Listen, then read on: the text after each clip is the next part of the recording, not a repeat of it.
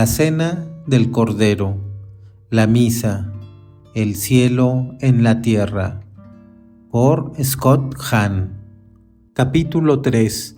Y entonces, el Apocalipsis, las batallas del Apocalipsis y el arma final, la conflagración final, la batalla de Armagedón, la publicidad más sensacional del Apocalipsis en las últimas generaciones, ha venido de sus imágenes de combate, porque su guerra no es una guerra cualquiera, sino la última guerra, y es realmente terrible.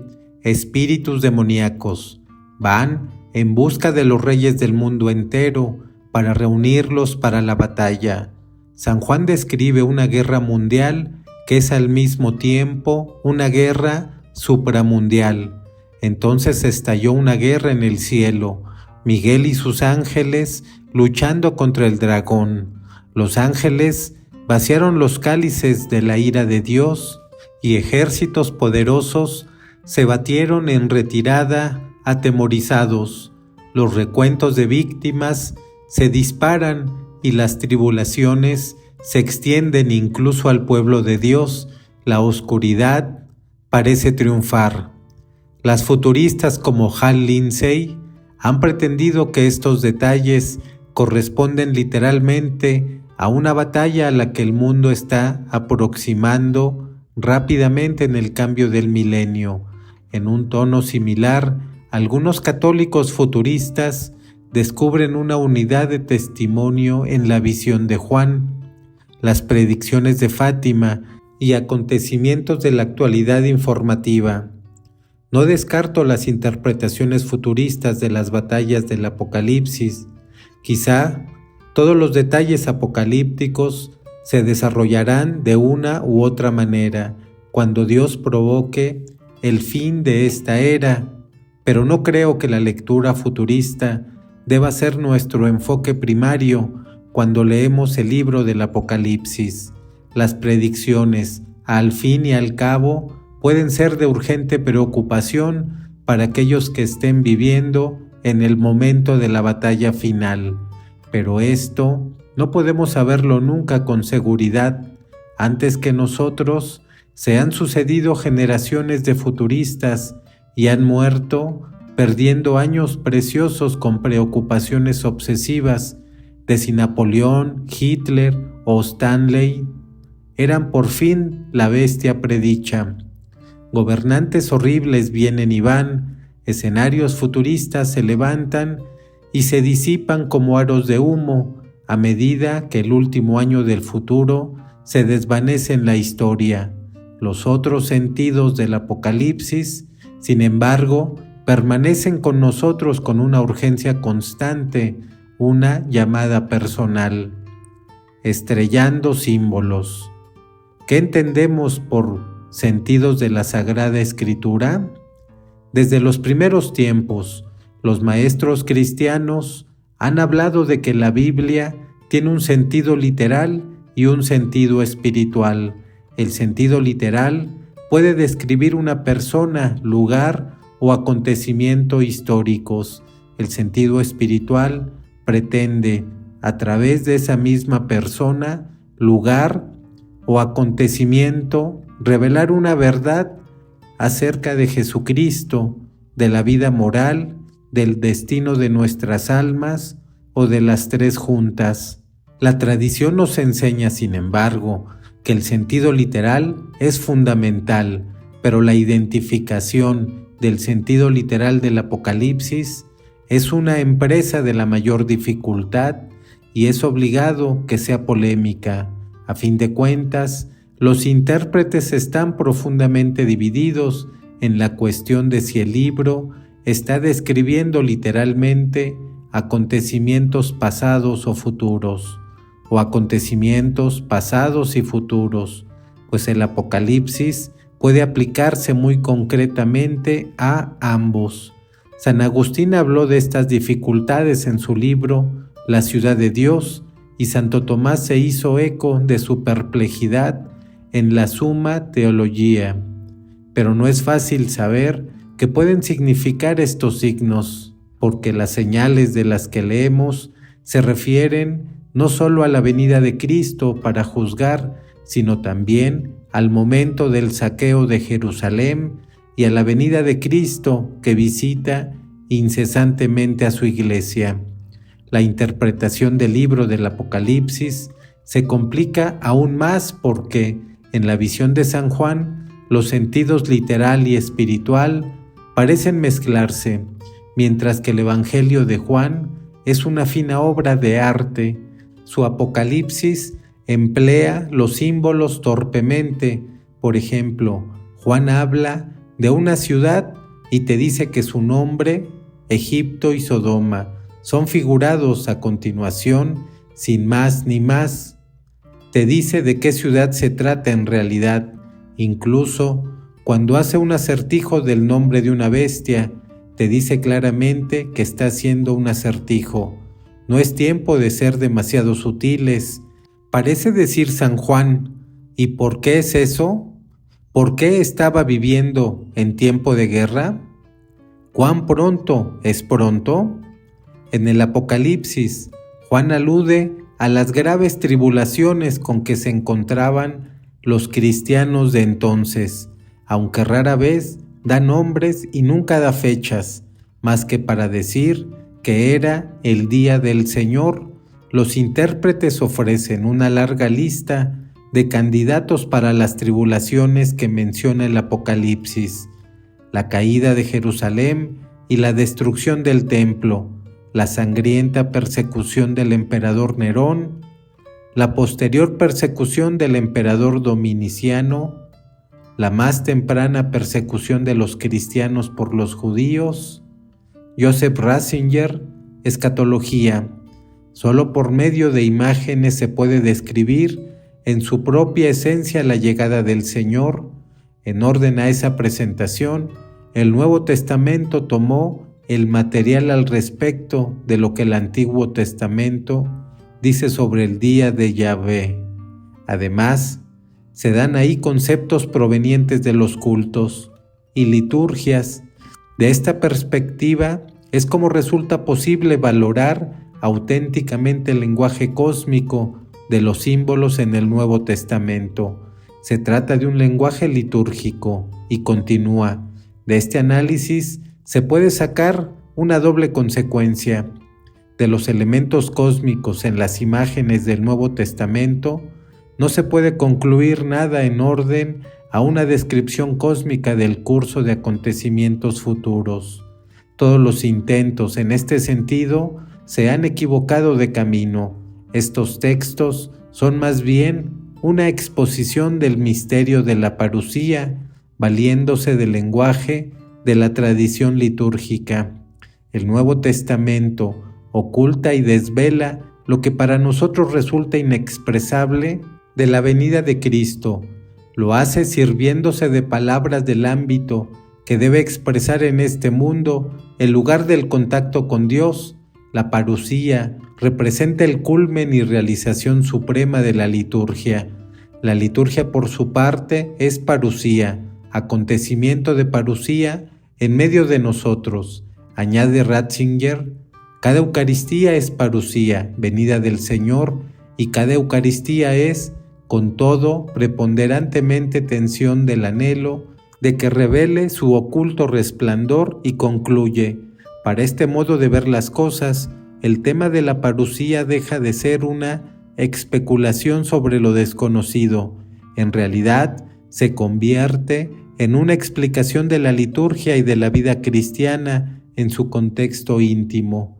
En cierto sentido, por supuesto, en un sentido espiritual, todas estas interpretaciones son verdaderas porque el Apocalipsis realmente da ánimo a todos los cristianos que sufren tribulaciones o persecución de cualquier tipo, pero a mi modo de ver, en sentido literal, trata primariamente de la caída de Jerusalén. Desde el primer momento, el Apocalipsis tiene un tono de inminencia, la revelación de Jesucristo que Dios le dio para que mostrase a sus siervos lo que va a suceder pronto. El mensaje vuelve a aparecer a lo largo del libro: vengo pronto. Jesús mismo indicó que pronto volvería, incluso antes de que pase una generación desde su resurrección. Hay algunos que están aquí que no gustarán la muerte antes de que vean al Hijo del Hombre venir en su reino. Hoy en día, la mayoría de nosotros asociamos ese pronto con la segunda venida de Jesucristo al final del mundo. Y esto por supuesto que es verdad. San Juan y Jesús estaban hablando del final de la historia. Pienso, sin embargo, que también y principalmente estaban hablando del fin de un mundo, la destrucción del templo de Jerusalén y con ella el fin del mundo de la antigua alianza con sus sacrificios y rituales y sus barreras entre el cielo y tierra. La parusía o venida de Jesús iba a ser más que un final, era un comienzo, una nueva Jerusalén, una nueva alianza, un cielo y una tierra nuevos. Tanto San Juan como Jesús se refieren no solo a una lejana parusía o retorno, sino a la continua parusía de Jesús que tuvo lugar en la primera generación cristiana, como sigue teniendo lugar hoy. No deberíamos olvidar que el sentido original de la palabra griega parousia es presencia y que la presencia de Jesús es real y permanente en el Santísimo Sacramento de la Eucaristía. Por eso, cuando Juan y Jesús dijeron pronto, creo que lo decían bastante literalmente, pues la Iglesia es el reino que ya ha empezado sobre la tierra y es el lugar de la parousia en cada misa. Prostitutas y rumores de guerra. Juan indica claramente que la gran ciudad del capítulo 11 del Apocalipsis es Jerusalén. Escribió: sus cadáveres quedarán en la calle de la gran ciudad, que alegóricamente se llama Sodoma y Egipto, donde fue crucificado su Señor. En Apocalipsis 17:6, al tratar de la ramera ebria de la sangre de los santos y la sangre de los mártires de Jesús, resuena la invectiva del Antiguo Testamento contra las infidelidades de Jerusalén. Ezequiel, Jeremías, Isaías y otros hablan con desprecio de la ciudad como si fuera una prostituta. Seguidamente, en los capítulos 20 y 21 del Apocalipsis, vemos a la nueva Jerusalén descender del cielo como una esposa virgen. Una vez que la ciudad prostituta ha sido destruida, date cuenta del contraste. Dos ciudades, la primera una ramera, la otra una esposa virgen. Una Jerusalén reemplaza a la otra. Fueron las autoridades de Jerusalén las que crucificaron a Jesucristo, y para los cristianos de la primera generación, Jerusalén fue el lugar más importante de persecución. Los principales perseguidores fueron los sacerdotes y los fariseos, como Saulo de Tarso. Los Hechos de los Apóstoles describen una continua persecución en muchas ciudades fuera de Jerusalén, pero en casi todos los casos, las persecuciones tienen su origen en la oposición judía. Una historia de 4 ciudades: Sodoma, Egipto, Jericó, Babilonia. Los detalles de destrucción descritos en el Apocalipsis se corresponden punto por punto con la historia de la destrucción de Jerusalén. En los capítulos 17 al 19 del Apocalipsis, San Juan muestra una ciudad destruida por el fuego. Jerusalén fue totalmente destruida por el fuego. En los capítulos 8 y 9, Juan describe el abismo que, según la tradición judía, está bajo la primera piedra del templo de Jerusalén. Hay más evidencia de que Jerusalén es la ciudad descrita en el Apocalipsis. El Apocalipsis sigue paso a paso las huellas del libro de Ezequiel del Antiguo Testamento, y el mensaje principal de Ezequiel es que la maldición de la alianza recaerá sobre Jerusalén. En el libro del Apocalipsis vemos cumplirse esta maldición. Jerusalén es llamada alegóricamente Sodoma y Egipto. Dice San Juan: ¿qué tienen en común estos lugares? Que fueron centros de oposición al plan de Dios, Sodoma se interpuso en el plan de la alianza de Dios con Abraham. Egipto se interpuso en el plan de su alianza con Moisés e Israel. Ahora le toca a Jerusalén oponerse a Dios cuando sus líderes persiguen a los apóstoles y a la iglesia. Por eso Jerusalén, al igual que Sodoma y Egipto, tenía que caer, y el Apocalipsis describe esa caída en términos de 7 plagas que evocan las plagas que Dios infligió a Egipto. Cuando cae la ciudad, oímos aún más resonancias del Antiguo Testamento, pues la gran ciudad cae al son de 7 trompetas tocadas por 7 ángeles. Este pasaje del Apocalipsis sigue de cerca el relato de la caída de Jericó. Ambos pasajes comienzan con un silencio, prosiguen con el toque de las 7 trompetas y terminan con un grito. Jericó también se había interpuesto en el plan de Dios, intentando dejar al pueblo elegido fuera de la tierra prometida. A su vez, Jerusalén, perseguidora de los cristianos, se había convertido en una nueva Jericó y por tanto tenía que caer. Más adelante, en el Apocalipsis, cuando los reyes de la tierra se reúnen para la batalla, en el gran día de Dios Todopoderoso, se concentra en la colonia de Megiddo o Armagedón. Este emplazamiento trae a la memoria otro penoso recuerdo histórico para Israel. Armagedón fue el lugar donde Josías, el gran rey de la dinastía davídica, en medio de su santa reforma de Jerusalén, fue truncado en la flor de la vida por desobedecer la orden del profeta de Dios. La derrota de Josías en Megiddo debilitó las defensas de Israel y dejó a Jerusalén vulnerable para su destrucción por Babilonia. Un irónico contraste para la generación de los cristianos fue que Jesucristo, rey de la dinastía de David y reformador truncado en la flor de la edad, como Josías, perseveraría en la obediencia y triunfaría donde falló Josías, estableciendo una nueva Jerusalén que sería testigo de la caída de la antigua. Tiempos de la señal. La caída se produjo cuando los ejércitos del emperador romano Tito pusieron sitio a la ciudad el año 70 después de Cristo. El asedio trajo consigo hambre, peste y lucha, que podemos ver en las devastaciones provocadas por los 4 jinetes angélicos del capítulo 6 del Apocalipsis y por los 7 ángeles trompeteros de los capítulos 8 y 9.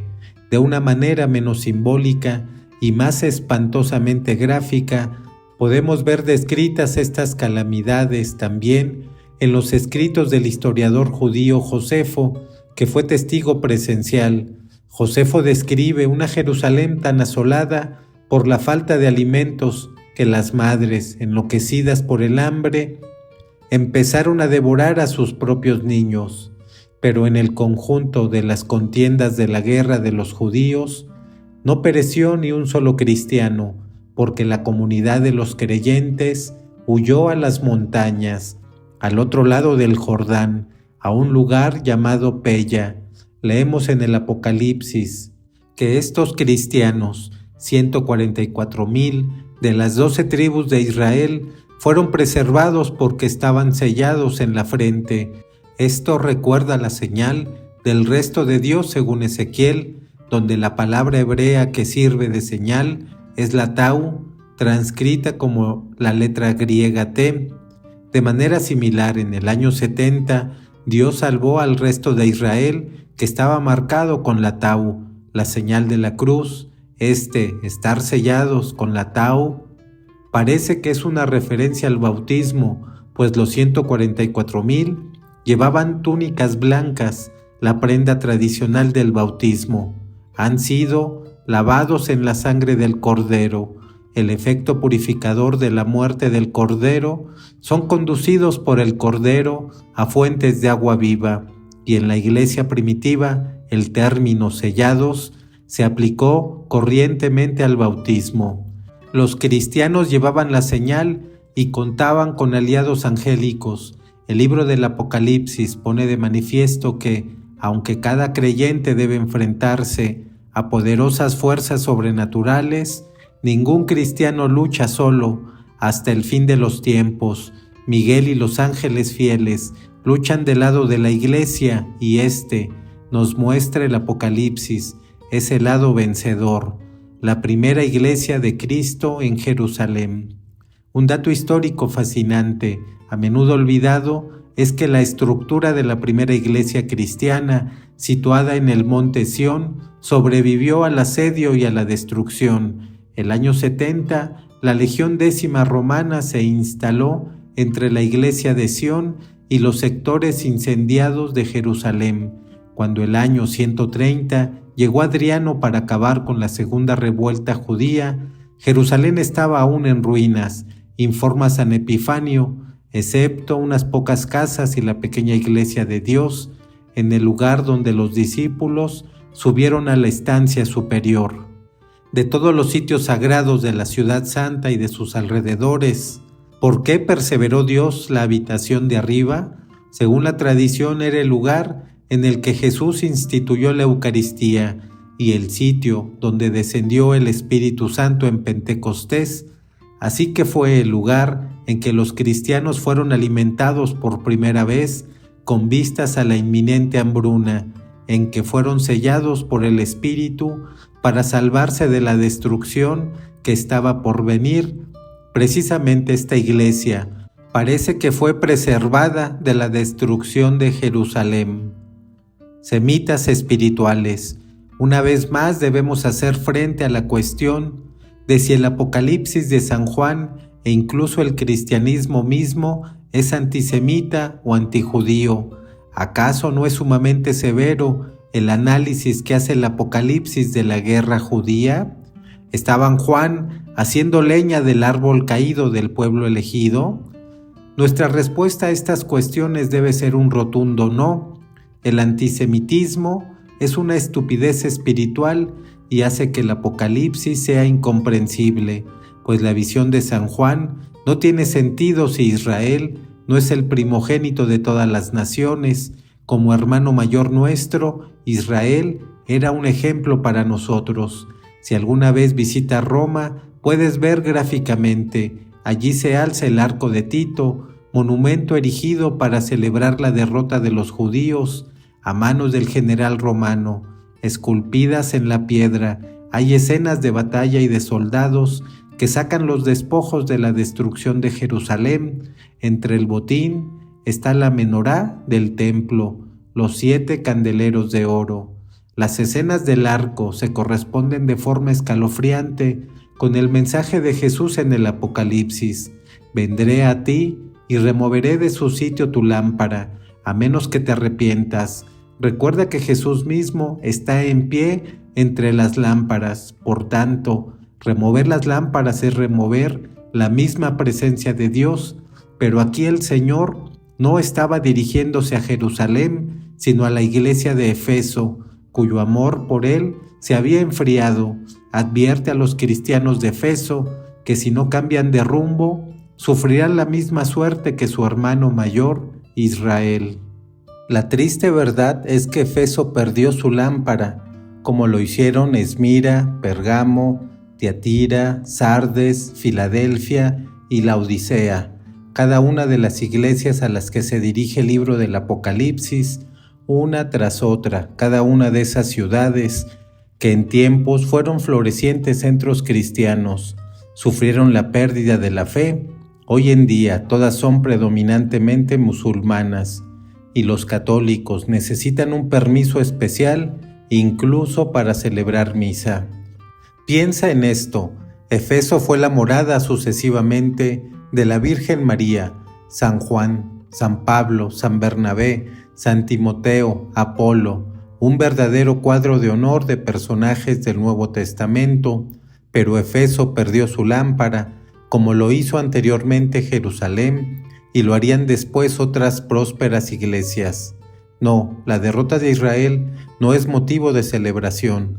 Deberíamos hacernos temblar, porque no solo nos puede suceder a los cristianos, sino que ha sucedido repetidamente y probablemente volverá a suceder. Si Israel, el primogénito, fracasó, También fracasaremos nosotros, hermanos pequeños, cada vez que nos llenemos de orgullo y nos volvamos autosuficientes. Por eso repito, el antisemitismo y el antijudaísmo son espiritualmente destructivos y estúpidos. En palabras de Pío XI, espiritualmente somos semitas. No puedes ser buen católico mientras no te enamores de la religión y del pueblo de Israel. Una caída desconcertante. De todas maneras, la vieja Jerusalén tenía que dar pasos a la nueva Jerusalén, una nueva alianza, una nueva creación, un nuevo cielo y una nueva tierra. 2000 años después, los cristianos nos sentimos cómodos con esta idea, demasiado cómodos de hecho, pero si nos situamos con la imaginación en tiempos del Apocalipsis de Juan, nos encontraremos con que la misma idea de la caída de Jerusalén nos pone nerviosos. Al fin y al cabo, Jerusalén era la ciudad santa para los hijos de Israel, y la mayoría de los primeros cristianos eran judíos. Tenían que enfrentarse a la destrucción del templo, el más hermoso edificio de la tierra, y a la desaparición de un sacerdocio que se remontaba a más de 1000 años, establecido por Dios en el monte Sinaí. Jesús mismo lloró con amor por Jerusalén, incluso cuando los padres de la ciudad urdieron su ejecución. Para estos tiempos cristianos, la destrucción de Jerusalén fue causa de intensa inquietud, pero Jerusalén y el templo estaban feneciendo a todas luces ante sus ojos.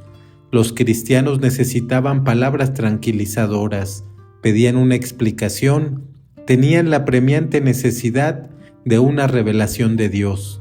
A través de San Juan, Dios reveló su juicio sobre la vieja Jerusalén, juicio relativo a la alianza. La ciudad se había traído la ira por su infidelidad, por crucificar al Hijo de Dios y por perseguir a la Iglesia. Sabiendo esto, los cristianos podían ver el contexto de su propia persecución y podían entender por qué no debían seguir mirando a la vieja Jerusalén en busca de ayuda y salvación. Ahora tenían que mirar a la nueva Jerusalén que, ante los ojos de Juan, estaba descendiendo del cielo. ¿Dónde está tomando tierra? En el monte Sión, donde Jesús había comido su última Pascua e instituido la Eucaristía. El monte Sión, en el que había descendido el Espíritu Santo sobre los apóstoles en Pentecostés. El monte Sión, donde hasta el año 70 se reunían los cristianos para celebrar la Eucaristía y donde el Cordero estaba de pie con el resto fiel de Israel, que fue sellado con vistas a la inminente destrucción. La nueva Jerusalén venía a la tierra, entonces como ahora, en el lugar donde los cristianos celebran la cena del Cordero. El Cordero asesino. En la misa, los primeros cristianos encontrarían fuerza en medio de la persecución. La ayuda y la salvación de la Iglesia llegarían del único y perpetuo sacrificio de Jesucristo. La misa es donde los cristianos unían sus fuerzas con los ángeles y los santos para dar culto a Dios, como nos muestra el libro del Apocalipsis. Es en la misa donde la Iglesia ha recibido el maná escondido como sustento en tiempos de tribulación. Es en la misa donde las oraciones de los santos que están en la tierra se elevan como incienso para unirse a las oraciones de los ángeles en el cielo. Y son estas oraciones las que alteraron el rumbo de las batallas y el curso de la historia. Ese es el plan de la batalla del Apocalipsis. Así es como los cristianos prevalecieron sobre enemigos aparentemente imbatibles en Jerusalén y en Roma. Después de la caída de Jerusalén, se levantarían otros adversarios para perseguir a la Iglesia de Dios. En cada época, la Iglesia hace frente a poderosos perseguidores que cuentan con ejércitos y armamentos cada vez más poderosos, pero todas las armas, legiones y estrategias fallarán.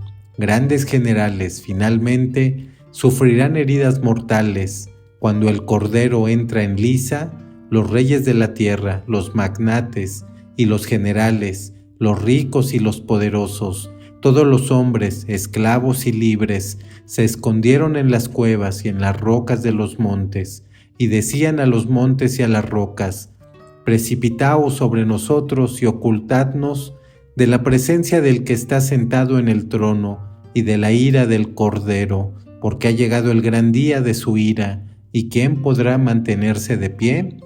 La Iglesia es el ejército del Cordero, de las fuerzas de Sión, preservadas de la destrucción de Jerusalén. El ejército del Cordero saca fuerzas del banquete del cielo.